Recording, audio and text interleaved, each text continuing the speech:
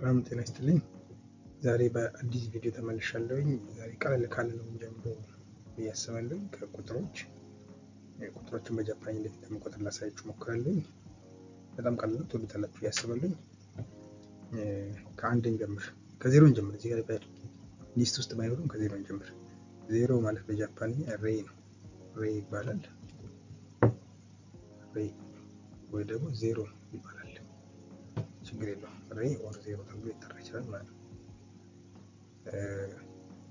አንድ ቁጥር ደግሞ አንድ ይቺ ነች በጃፓንኛ።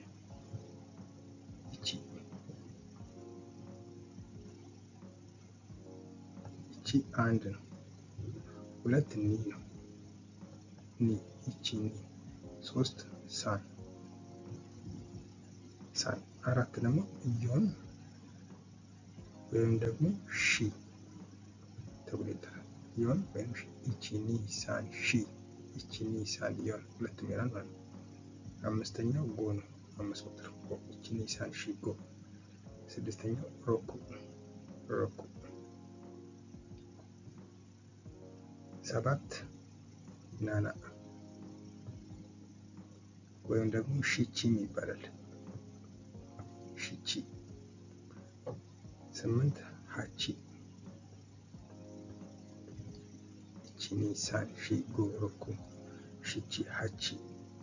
ዘጠነኛው ኪው ነው፣ ዘጠኝ ቁጥር ኪው ይባላል፣ ኪው። አስር ደግሞ ዩ ተቆጥረናል። ስለዚህ በእንደዚህ አይነት መንገድ መቁጠር ለመቁጠር እንችላለን። ይቺ ኒ ሳን ሺ ጎ ሮኩ ሺቺ ሃቺ ኪው ጁ፣ ኪው ጁ። አሁን እነኚህን ደግሞ በማገጣጠም ፈለጉ ቁጥር መፍጠር እንችላለን። ለምሳሌ ከ10 በላይ ያሉትን ለመፍጠር ከፈለግን ዜሮ ሬይ ነው ብያችኋል። ለምሳሌ 11 ቁጥር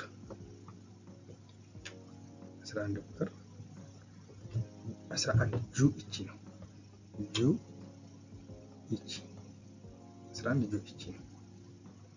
13 ከሆነ ደግሞ ለምሳሌ ስንት ነው? ጁ ሳን።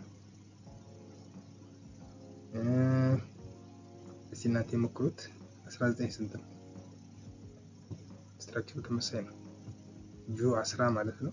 9 ኪው ነው። ጁ ኪው ጁ ኪው። እንደዚህ ብለን መግለጽ እንችላለን። እነኚህ ከ1 እስከ 10 ያሉትን።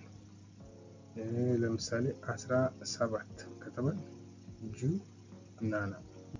እንደዚህ ያለን ቁጥሮችን በቀላል መግለጽ እንችላለን። እስቲ ኮሜንት ላይ ጻፉ፣ እቺ ስንት ነች? ኮሜንት ላይ መልሱን አስቀምጡ። ያው በሌላ ደግሞ ቪዲዮ እመለሳለሁ። ቴንኪው